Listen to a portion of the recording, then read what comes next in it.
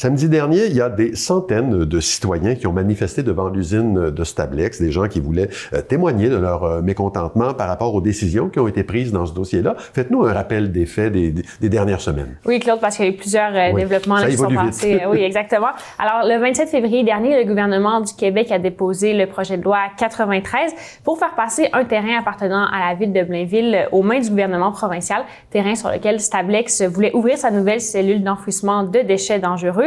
La ville de Blainville, bien sûr, s'est opposée à ce projet de loi puisqu'elle avait résilié l'entente avec Stablex quelques mois plus tôt. Mais le 28 mars dernier, le gouvernement a adopté sous bâillon la loi 93, ce qui signifie qu'il exproprie la ville de Blainville. Oui, voilà. Alors, pourquoi le gouvernement tient-il tellement à ce que la cellule 6 soit aménagée sur ce nouveau terrain? Parce que, de son côté, la ville maintient que la cellule peut être construite sans problème sur un terrain qui était déjà prévu à cet effet. Parce que le gouvernement du Québec, tout comme l'entreprise Stablex, soutiennent que d'ici 2027, la cellule 5 sera remplie et qu'un ralentissement dans l'aménagement de la cellule 6 pourrait occasionner un bris de service. Donc, on se retrouverait avec un surplus de déchets dangereux.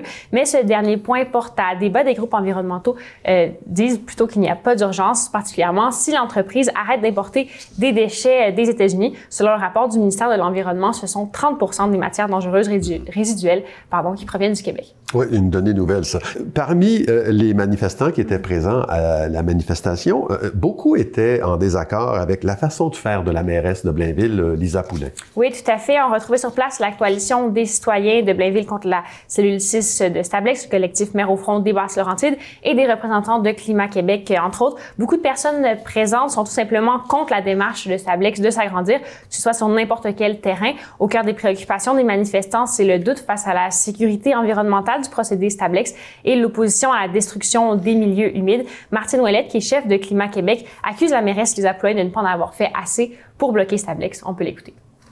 Il y a le maire de Sainte-Cécile, de Milton, qui est une beaucoup plus petite municipalité, qui s'est payé un échantillonnage, puis il a réussi à mettre à genoux Santé Québec, ministère de l'Environnement, ministère des Affaires municipales. La mairesse aurait pu faire la même affaire en démontrant que c'est toxique, ça continue à contaminer. C'est clair qu'il n'y a aucun gouvernement qui aurait pu continuer à enfouir des déchets toxiques ici, mais elle a refusé.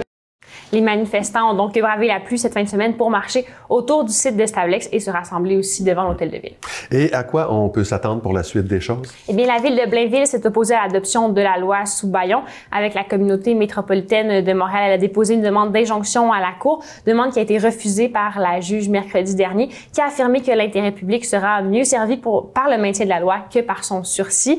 La ville de Blainville a partagé son projet d'amener le dossier en appel. L'objectif, c'est de gagner du temps parce qu'à partir du 15 avril, la déforestation est interdite pour protéger la nidification des oiseaux migrateurs. Donc, par contre, si l'entreprise veut respecter son échéancier, elle doit commencer ses travaux avant cette date-là. Madame Ouellette, de son côté, espère un moratoire sur l'importation des déchets dangereux. Je vous laisse le mot de la fin.